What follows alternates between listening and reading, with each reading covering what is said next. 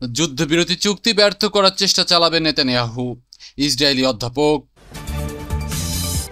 এবার শিকাগোতে সেনা মোতায়েনের ঘোষণা দিলেন ট্রাম্প। মিশরে আলোচনার আগেই গাজায় ইসরায়েলের হামলা, 24 জন নিহত। গ্রেটা থুনবার্গ সহ 156 অভিযাত্রীকে গ্রিসে ফেরত পাঠাচ্ছে ইসরায়েল। ফ্লোটিলা থেকে আটকদের সঙ্গে বানরের মতো আচরণ করছে ইসরায়েলি সেনারা।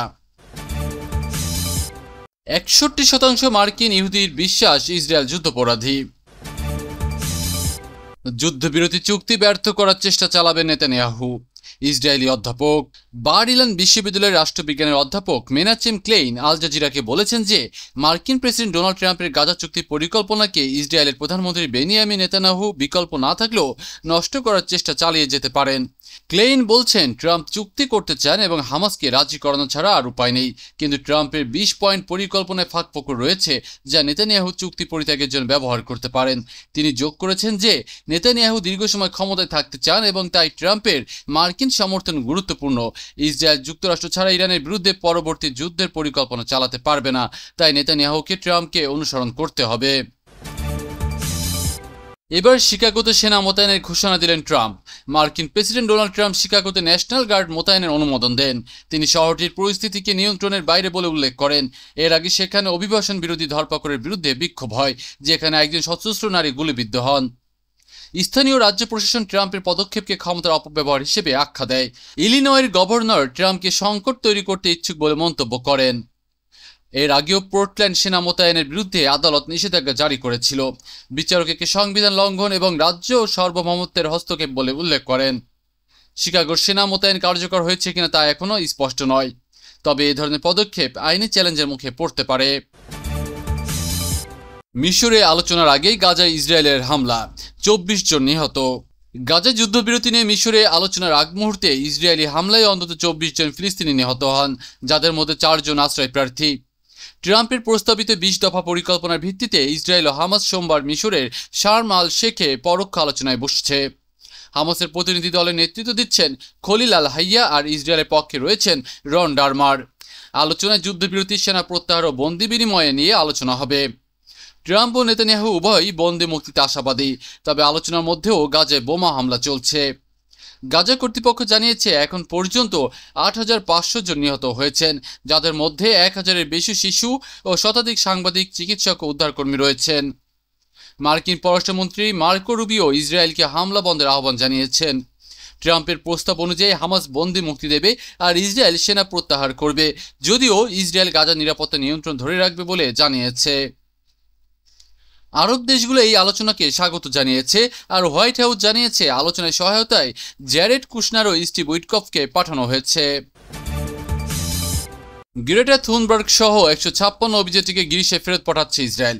পরিবেশ আন্দোলনের পরিচিত মুখ গ্রেটা থুনবার্গ সহ 156 জনকে ইসরায়েল গ্রিসে ফেরত পাঠাচ্ছে বলে জানিয়েছে i24 নিউজ।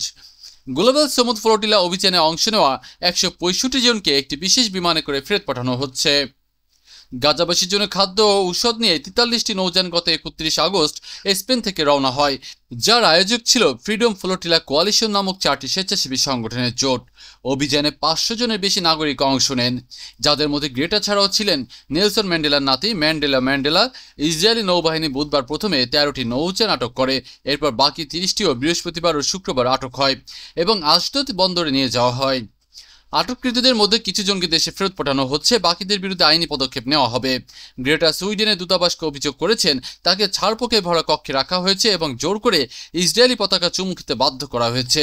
এক অভিযাত্রী জানান, গ্রেটাকে সবার সামনে অপমানজনক আচরণ করা হয়। ফ্লোটিলা থেকে আটকদের সঙ্গে বানরের মতো আচরণ করছে ইসরায়েলি সেনারা। গাজাগামী গ্লোবাল সমুদ্র ফ্লোটিলা থেকে আটক হওয়া মানবিক সহায়তা কর্মীদের সঙ্গে ইসরায়েলি সেনারা অমানবিক আচরণ করেছে বলে অভিযোগ করেছেন ইতালির 2 সাংবাদিক। আল জাজিরার প্রতিবেদন অনুযায়ী সাংবাদিক সাবেরিও তোমাসি জানান, আটক কর্মীদের সঙ্গে বানরের মতো ব্যবহার করা হয়েছে, ওষুধ দেওয়া হয়নি এবং মানবতা বর্জিত পরিবেশে রাখা হয়েছে। ফ্লোটিলার 42টি নৌকা থেকে প্রায় 450 জনকে আটক করে ইসরায়েল, যাদের অনেকেই এখনও কারাগারে। আরেক সাংবাদিক লরেঞ্জো ড আগস্তিনো বলেন, বন্দি অবস্থায় বারবার ঘুম ভাঙানো, কুকুরদের ভয় দেখানো এবং সেনাদের লেজার পয়েন্টের বন্দীদের শরীরে তাক করার মতো ঘটনা ঘটেছে। তিনি আরও অভিযোগ করেন, তার ব্যক্তিগত জিনিস ও টাকা চুরি করে নেয় ইসরায়েলি বাহিনী। এই ঘটনার পর আন্তর্জাতিক মানবাধিকার সংগঠনগুলো উদ্বেগ প্রকাশ করেছে। তারা বলছে, শান্তিপূর্ণ মানবিক মিশনের কর্মীদের সাথে এমন আচরণ আন্তর্জাতিক আইন লঙ্ঘনের শামিল। 61% মার্কিন ইহুদির বিশ্বাস ইসরায়েল যুদ্ধাপরাধী। যুক্তরাষ্ট্রের বেশিরভাগ ইহুদি মনে করেন গাজায় ইসরায়েল যুদ্ধাপরাধ করেছে, এমনটাই উঠে এসেছে ওয়াশিংটন পোস্ট পরিচালিত এক জরিপে। 815 জন মার্কিন ইহুদির অংশগ্রহণে পরিচালিত জরিপে দেখা গেছে 61% বিশ্বাস করেন ইসরায়েল যুদ্ধাপরাধ করেছে এবং 40% মনে করেন সেখানে গণহত্যা চালানো হয়েছে। ইসরায়েল প্রধানমন্ত্রী নেতানিয়াহুর প্রতি আস্থা কমে গেছে। 68% ইহুদি তার নেতৃত্বে অসন্তুষ্ট। তরুণ ইহুদিদের 18 থেকে 34 বছরের মধ্যে মাত্র 36% ইসরায়েলের সঙ্গে আবেগগতভাবে যুক্ত বলে জানিয়েছেন।